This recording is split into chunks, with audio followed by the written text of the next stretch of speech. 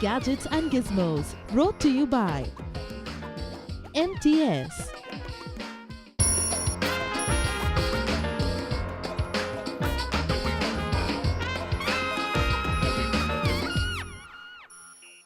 Welcome back, you're watching the Gadgets and Gizmos show with me, Siddharth Sharma.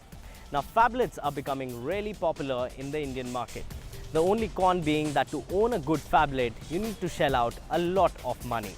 Well, Sony seems to be addressing that problem now with their all-new Sony Xperia T2 Ultra. And up next on the show, Sahil Maniktala gets you a review. Sony's earlier phablet, the Xperia Z Ultra, was a high-end device. It was an outstanding phablet, but with a price tag of over 40,000 rupees, it didn't find many takers. So the Sony T2 Ultra is the company's second attempt to attract customers who want an extra large screen from their smartphones. And this time it's been modestly priced. But before we talk about the pricing, let's take a look at the device itself.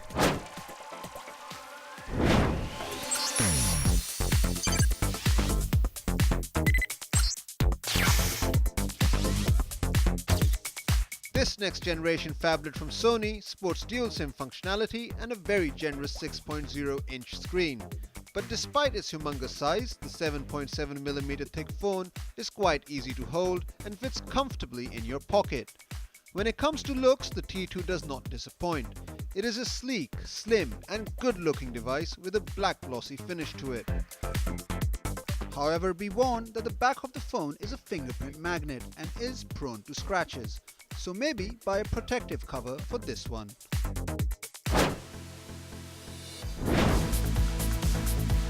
T2 Ultra has a 6-inch TFT screen with 1280 by 720 pixel resolution. It is a good looking screen, but not an exceptional one. The screen with its 720p resolution is not as sharp as 1080p screens that have become common on phones that cost in the Rs 25,000 mark. But that being said, the T2 Ultra screen displays rich and vibrant colors and has very good viewing angles.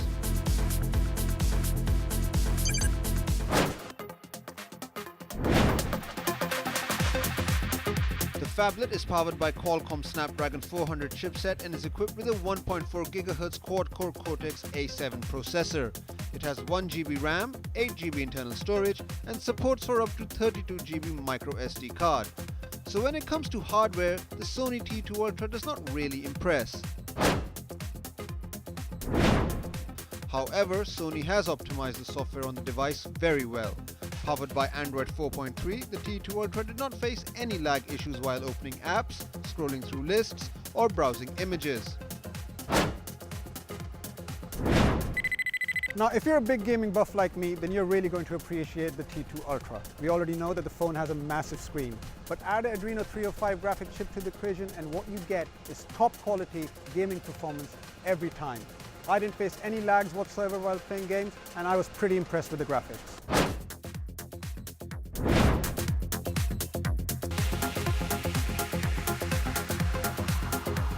Coming to the camera, the Sony Xperia T2 Ultra sports a 13-megapixel back snapper with autofocus and LED flash and full HD 1080p video recording capabilities. Though a fairly decent camera, it does not match the performance of those found on high-end Xperias or in phones like Galaxy S4 or Xiaomi E7. T2 Ultra also has a 1.1 megapixel camera on the front to take selfies and make video calls.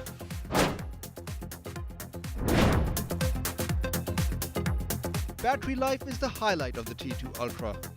It comes with a non-removable 3000 mAh battery, and even on 3G connection, we used it nearly for 20 hours before we had to recharge the phone. For a device with a big screen, this is fantastic battery life.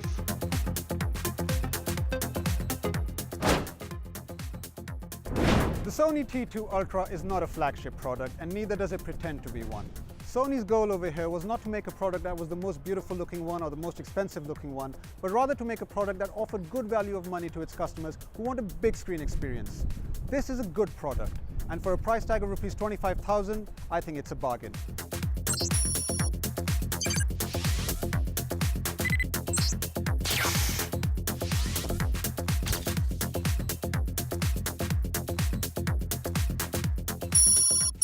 And now it's time for our blockbuster entry-level smartphone review.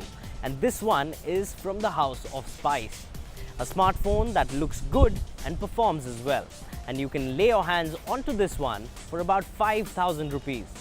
Which is the smartphone that we are talking about? Let's find out in our next review.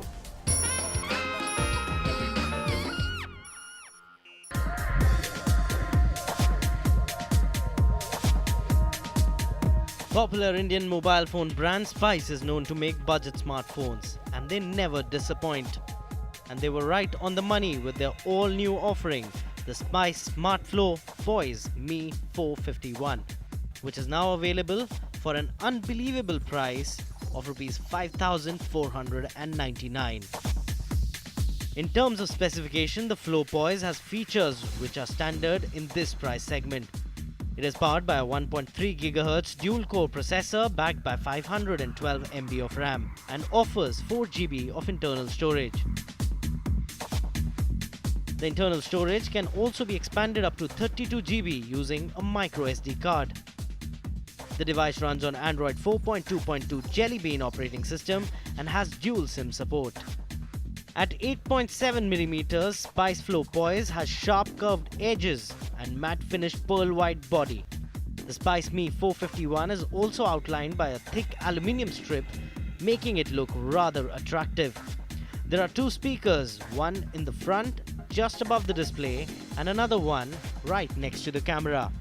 The smartphone is very comfortable to hold, and the price tag for which it comes, it offers a very good finish. Perhaps the greatest asset of the smartphone is its 4.5-inch capacitive touch display supporting resolution of 854 by 480 pixels. Though it does not boast of an astonishing pixel density or even an HD display, it does the job with ease. The device is responsive and doesn't lag while shifting between screen views. Multitasking is certainly no problem with this one. With regular games like Angry Bird and Temple Run, the phone has no issues. Though you should not expect it to handle heavy graphic games like Dead Trigger 2 or Real Racing 3. The 1.3 GHz dual-core processor is still faster than most of the smartphones in this price range. The Mi 451 sports a 3.2 megapixel rear camera with LED flash, and the 1.3 megapixel front-facing camera is sufficient enough for selfies. During our testing, we found the camera performance to be satisfactory. The 1450 mAh battery is also adequate, as you anyways won't be finding yourself exploiting this smartphone that much. The Poise Smart Flow Poise Me 451 is competitively priced at Rs 5,499 and is a strong contender in the entry-level segment because of its looks. Though it is larger and heavier than most of the smartphones, it is still a very good buy for a user who wants a not-so-expensive, good-looking Android smartphone. And that's about all the time that we have for you guys on this edition of Gadgets and Gizmos show. If you have any comments, queries or suggestions, tweet us at HLT Gizmos. You can also email us on htgg@aajtak.com. We'll see you same time, same place next week. But for all the news and updates, stay tuned to Headlines Today.